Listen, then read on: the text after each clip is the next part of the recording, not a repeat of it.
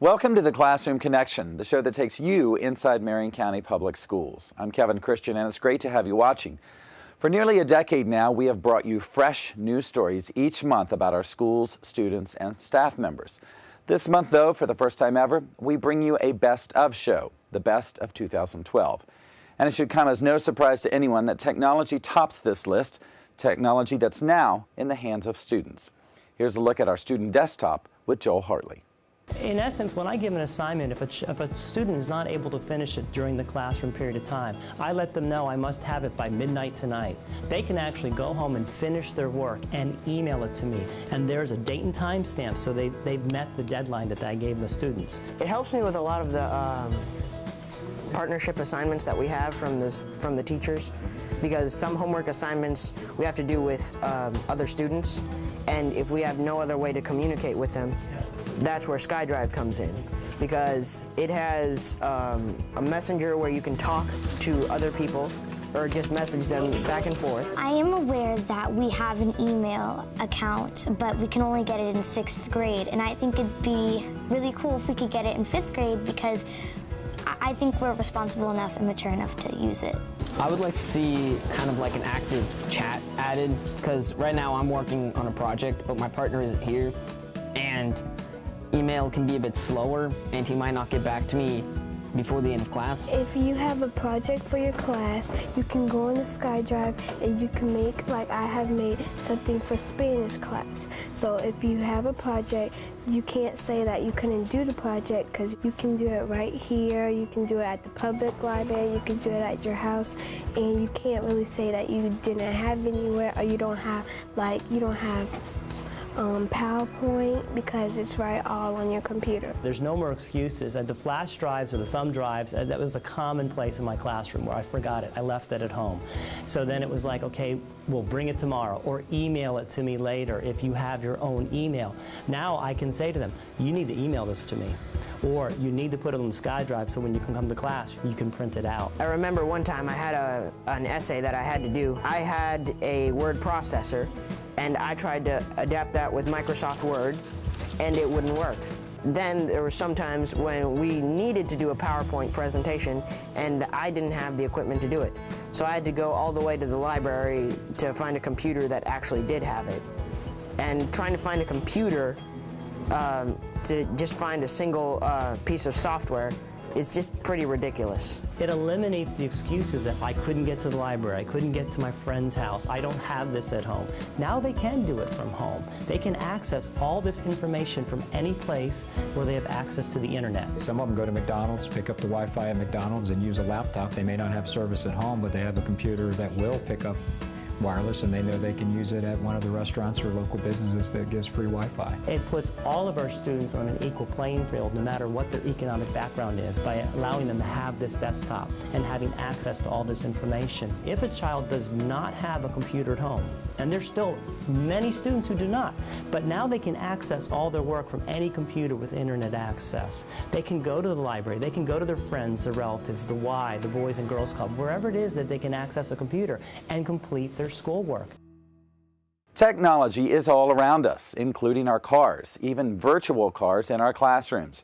Our students now use simulators to learn safety behind the wheel before they actually get behind the wheel. Here's that story from Chadwick Pierce.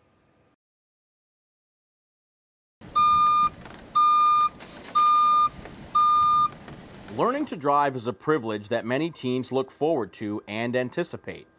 Here in Marion County, they are using a new tool to ensure the utmost safety for all of our new drivers. We received this simulator last year, and it's something that we utilize in our class, basically for students who are first-time drivers, who really don't have the behind-wheel driving time that they need.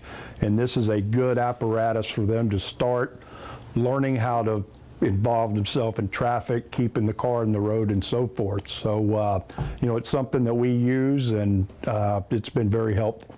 These simulators can be set to any real-world condition: county driving, city driving, even rain.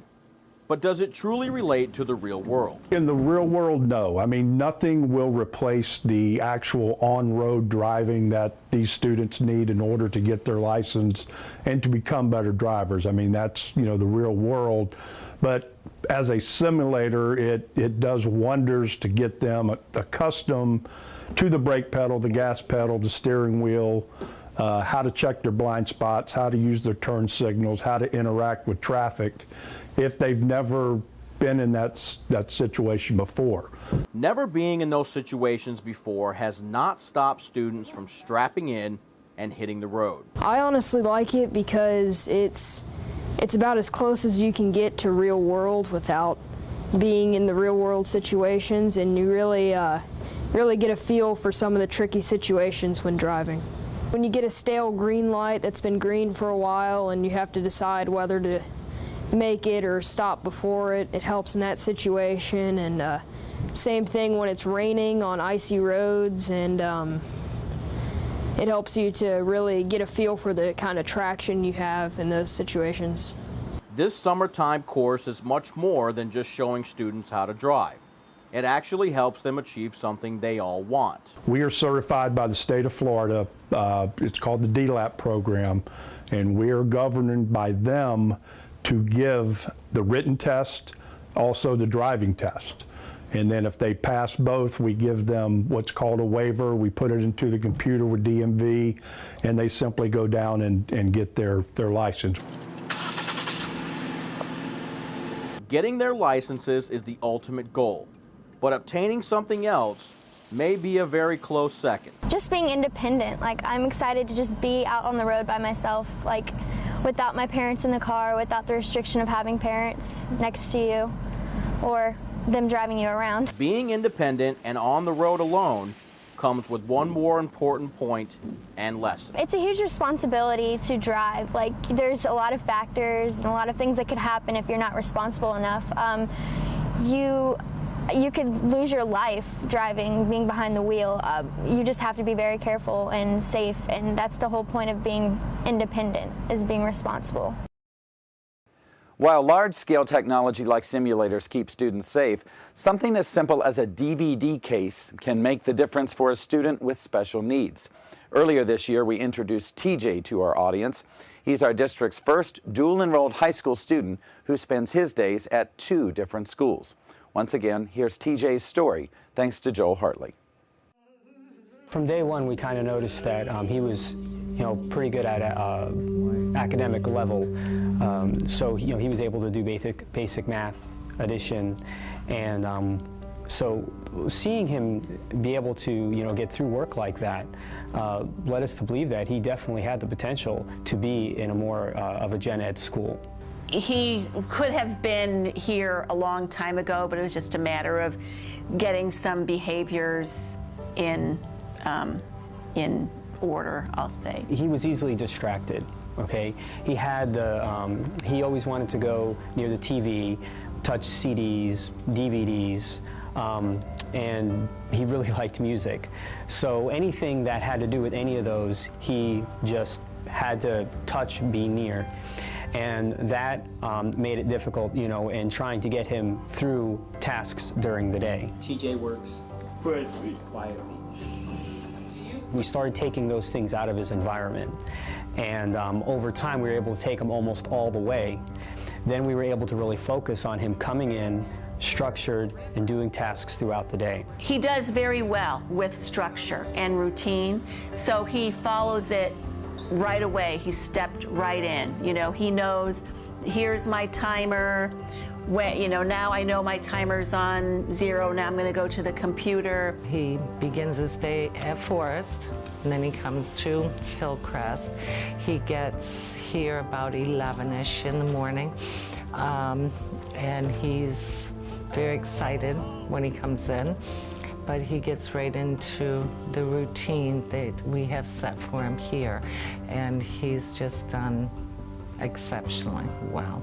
We used to offer tangible items that they could buy with decision dollars.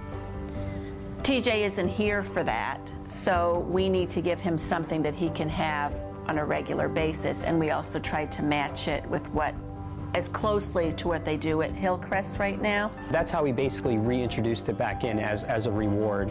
If you first do these few tasks, then we can give you access to this. He loves going on the computer for his 5-minute and listening to music, and then he knows after his 5 minutes is up, then he returns to his work. TJ in many ways is a typical teenage boy. When he is on the computer for a lesson, it's you always have to make sure he's redirected back to not going back to the music, because what another student does, and I think TJ has done the same thing, is open up a whole bunch of windows, and then when they see me coming over, they click back to their work. So, what are you doing? I'm doing this. That's not what you were doing. So, they have their autism, but they also are teenagers first. He actually just passworded his iPod because my brother-in-law had went in and set volume controls because he had it so loud. He was, we're worried about his hearing. So he limited his volume, which didn't make him very happy, and he passworded it. Well, somehow he figured out how to reset that so that it no longer has volume control. And then he also, if you see, he set a passcode. So now we can't get into the iPod without his passcode, which, of course, we don't know. Middle school is a tough time for many students, and it can be even tougher on the campus itself because of wear and tear. In Marion County, our oldest school building was built back in 1914, 98 years ago. But thanks to community partnerships and lots of volunteer efforts, our schools often see new life. Take North Marion Middle School, for example. Built in 1974, the school courtyard got a makeover this year thanks to Home Depot and some hard work. Here's Chadwick Pierce to explain. A parent who is a member of both the Home Depot and North Marion Middle School families noticed while visiting the school that the courtyard has seen better days, and then had an idea. My son actually is a student here, and I drop him off on a regular basis, and just seeing the appearance of the place here, it was very overrun by weeds and looked like it wasn't really being maintained or couldn't be maintained, probably because of funding and that type of thing, and it looked like a great project. We like to do projects like this. They do like doing projects like this, so much that they have some completed and some in the works. We've done projects like this at College Park Elementary, Marion Oaks. We have one scheduled for this spring at Marion Oaks Elementary, a butterfly garden. So we do this on a regular basis. Having a ton of experience in projects like this makes it easier to get this project off, or in this case, out of the ground. What we actually had to do was remove all of the old mulch that had been here for a long time. Half of the area had been overrun by weeds, so we had to remove those also, and just get down to the base of the area. We actually have rubber mulch going in, and that we probably have about 5,000 pounds of rubber mulch out here today, and all in 50-pound bags. So it's a process. A process that takes time and volunteers. The Home Depot provided all of the supplies for the renovation and most of the manpower. All of the people that are here have volunteered their own time. Everybody's off today, and they have volunteered to come out here and help. And we never have to, really look too far for help. All of our associates are willing to help, and it's really a good group, and they're really willing to do anything that we ask them to do. The materials used in this renovation are not temporary. It's made to last. We chose stuff that's very low maintenance. The rubber mulch, you'll never have to do really anything but rake it up, and just a little maintenance there. It'll last forever. It's made out of recycled tires, so it's great for the environment. All of the mulch that was made especially for us right here in Central Florida at a plant right outside Orlando, so keeping it local. Home Depot associates were not the only ones to lend their volunteer skills. some students showed up to help for different reasons. Volunteering is important because it's a big part of our life. I mean, it helps you gain courage and leadership and a lot of qualities that you should have before you grow up. One of those qualities is two simple words.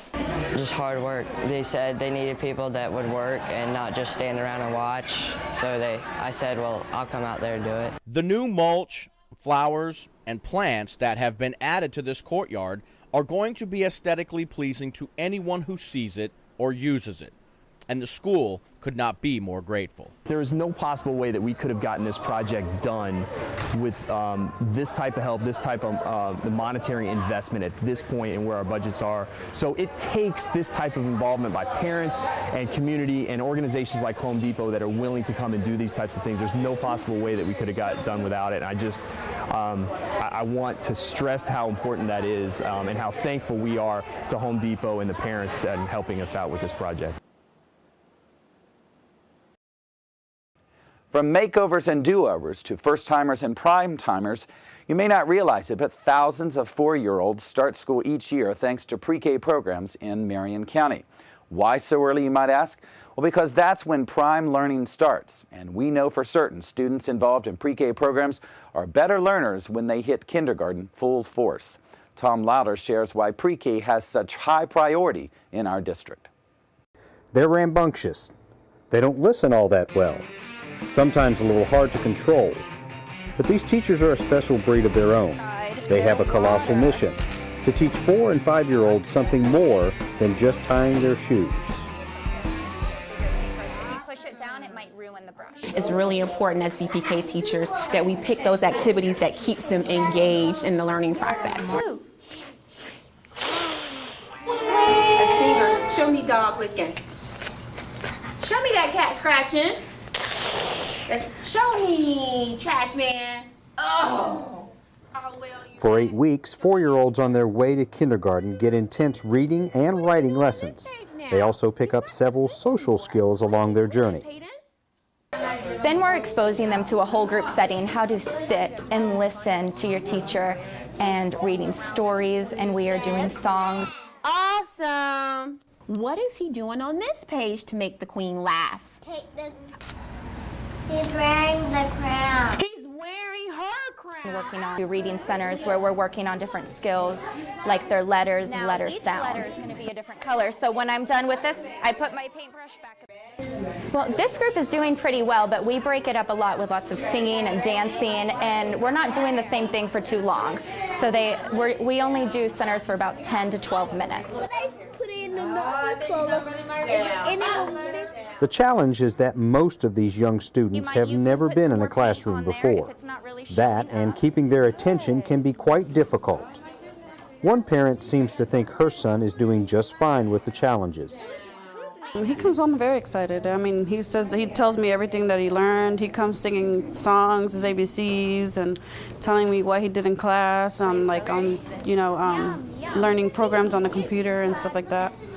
And he tells me that, they all interact in groups and stuff like that. And I think it's good because sometimes if you don't put them in groups like that when they're like the VPK program, when they go into kindergarten, they're not going to know how to interact with the other kids around the classroom. I haven't heard any complaints. He's got all happy faces coming home. So they're learning how to write his name and holding a pencil and learning their letters and their colors. Well, it's important that we model what we want the kids to do. If we're standing there, typically they're just going to stand there. At this age, students are going to model what they see their teachers doing. So if the teachers are having fun and having a good time, they're going to have a good time as well. We have to bring that personality in. And with pre-kindergartners, the only thing that can truly be considered routine is change. Changing activities to keep little minds engaged and interested. I think it's really important. These students are going to be ahead of the other kids in their class. They are going to be ready for kindergarten, and they're going to be on level when they enter. Hitting the mark early on is the whole premise for pre-K, just like hitting the mark in archery. Fortunately, students at College Park Elementary have both pre-K and archery programs on their campus. Both are hugely popular, but archery just may have the sharper edge. Once again, here's Joel Hartley.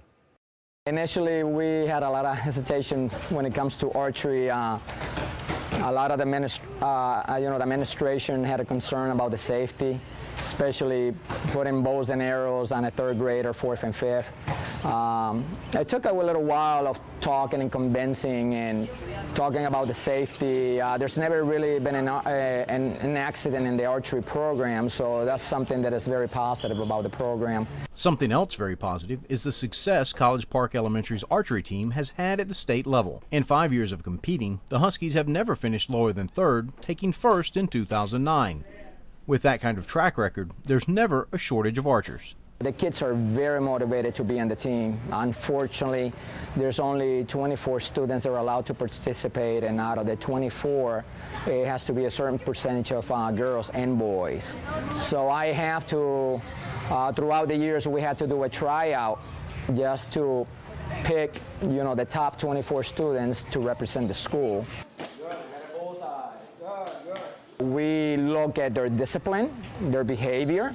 We also look at their grades. They need to have a C average or better.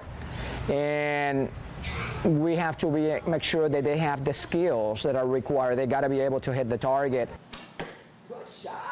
A lot of the students that have been in the program, that they're putting a lot of more effort in the school, in their assignments and their school grade. It's a motivator, to them, because they understand that if they do not have the grade, they will have to depart or they'll have to leave the team. I used to have an S, and now I have all E's in PE. So I think that learning this skill and that acing the tests for archery have helped me get my grades up a little. My grades have gone up a whole lot. I went from a D to an A, and my coach, he helps us. He gives us like math on which way you turn it, which way to make your bow, how hard it is to pull it back, and how good to focus. Tests, math. You'd be surprised at just how much education is involved in archery. If we talk about the physical education aspect of it, obviously we're talking about upper body strength. Our archers need to be very strong to be able to draw. We don't have any sights, so they have to do their best to aim precisely. They have to be good listeners. They have to follow directions. They have to be very skillful. Obviously, there's a lot of eye and hand coordination. Now, when we look at the curriculum, we talk about history. Prior to them shooting or competing, we go through a series of classes to teach them about the history of archery. We have other aspects when we talk about the social studies aspect of it, when we talk about our Indian heritage. So when you look at all of that, you also look at being responsible, tying in the safety, and also the coordination. And so all of those aspects together is what makes our curriculum so good.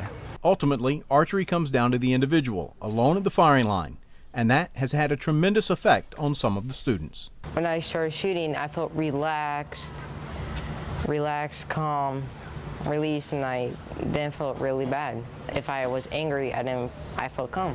The most fun part is when you're standing there and you feel like you're right on the spotlight, and when you shoot, you just feel like you can do anything.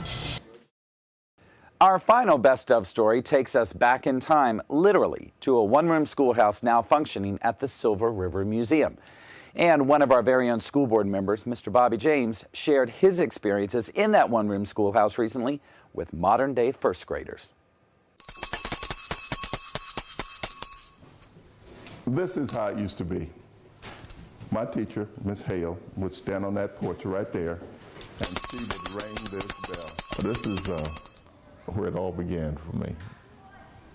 The first formal education began in this room. And education continues, decades later, on the grounds of the Silver River Museum. After some restoration work, the one-room schoolhouse Bobby James attended as a child is being used to teach a new generation of children. We thought about which grade level would best benefit from using it, and needless to say, pretty much every grade level would, but since we already had 4th and 5th grade students coming out for other programs, we looked at the other grade levels, and the first graders actually about half of their year is based on past and present, and so that was a perfect fit for that schoolhouse. Just like having a World War II veteran come talk about his experiences will always beat reading about them in a book, having someone who actually took classes in the schoolhouse speak to the children provides a much better insight. One of the standards, social studies standards for students, is the difference between a primary and a secondary resource. And Bobby James, being a primary resource, is an excellent example for the students to learn about what it was like back during that time period. You know, I could sit there and talk to you guys about something, but let's get you all involved. Let's ask some questions that y'all want to know. This school is different from our school. It is very different from your school. We had, as our pilot program, first grade teachers from 8th Street Elementary come out, and Bobby James did come out and speak to those students, so they had that special experience of actually listening to him. There were no bells and whistles, other than the literal one on the teacher's desk, and no fancy technology. But education then is essentially the same as it is today. When we look at the building, we look at the fact that we have air-conditioned buildings. We look at the fact that you have all the technology in the world. If you look around in this room, you'll find very little modern-day technology. But we were taught the same basic principle, 2 + 2 is 4. We were taught to read, to write, to add and subtract. And this is what it is in comparison to what we do today. The fundamentals are basically the same. And that solid base is really all you need. My younger brother just passed away, and he was a professor at Tennessee State University. He had a doctorate degree, and it all started from this little building right here. You see, he was sitting in one of these chairs as well. It's just amazing that what we did was so little, but we achieved so much. Okay, that means the school is over, guys. Let's go. Next month starts a brand new year, but we already have a brand new superintendent in place. Mr. George Tommen now leads our district, and here's the first of many superintendent spotlights to come.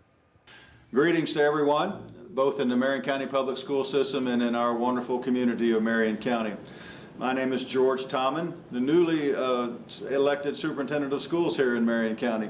This has been a whirlwind day for me. We just all took our oaths of office along with 2 other board members, and we're now ready to settle in for a good, we hope, Thanksgiving break. You're seeing this message after the Thanksgiving holiday, and I certainly hope you had a peaceful and a restful time with family and friends. During the next 2 weeks or 3 weeks of our school season before the winter break, we're going to be very busy here in the Marion County School System. I have assembled what I think is an excellent leadership team here. We've also done some rearrangement in our staff development and curriculum areas, and I think our teachers in the classroom are going to be seeing the benefits of those changes very soon. I'd like to take this time to wish everyone a wonderful holiday season. Be with friends, be with family, and come back safe and ready to go in January. Happy holidays. Thanks, Mr. Tommen. And with that, you have the best of 2012. We hope you've enjoyed our first ever look back at the year's top stories. So from all of us here at Marion County Public Schools, Merry Christmas, Happy Holidays, and a safe and prosperous New Year.